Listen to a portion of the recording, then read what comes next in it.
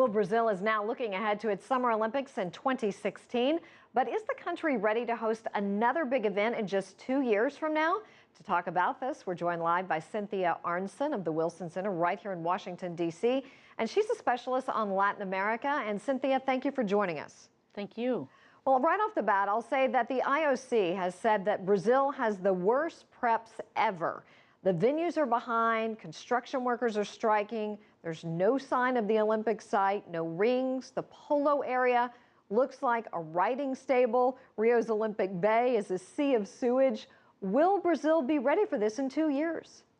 Well, we'll certainly have to see, but I think that the preparations for the World Cup in 2014 that just finished are very instructive because there were so many claims that the stadiums wouldn't be finished, that security would be a disaster, and yet I think most people see the holding of the World Cup as something that was very positive for Brazil and that went off very smoothly.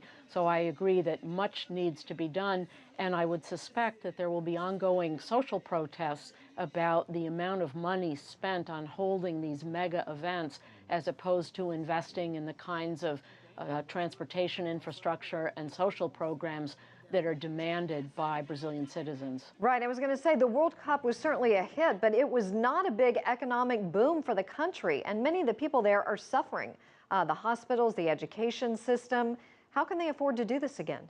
Well, first of all, I would say it's not entirely clear that it wasn't such a big boon for the economy.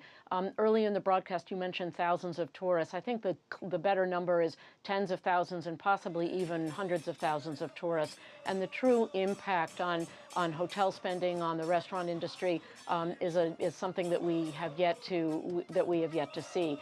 But it's also true that there are many investments, particularly to improve the quality of the health delivery system, also the education system, that have gone wanting. And there were protests a year ago in Brazil about this, an expanded middle class, people that have left poverty that may not be exactly middle class yet, are demanding more and more from the government in terms of services. And so to the extent that the government can deliver on those, do so in a transparent and efficient way, the spending going into the 2016 Olympics may not be so painful. But if this is seen as an either or, then I think there's more political trouble ahead. Right. We talked about the trains and the subways. A lot of people thought that they would be upgraded and that the investment in the infrastructure there would really help, jump this economy.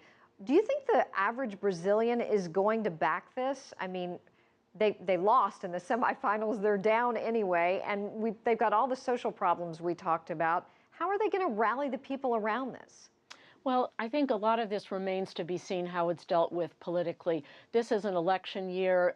There will be presidential elections in October, and I'm not sure that people will be focused between now and October on what's going to happen in 2016. But it will certainly be incumbent on the new government to respond to a very mobilized population that has been taking to the streets and demanding, an improvement in services and a focus of government spending on making the daily lives of average Brazilians, of working class Brazilians, middle class Brazilians, better and easier. And if those things don't improve, if there are more corruption scandals, if there are more boondoggles around, cost overruns, then I think there will be political problems. But I don't necessarily see that as playing out between now and October. Cynthia Arnson with the Wilson Center, thank you for that. We appreciate your time and insight.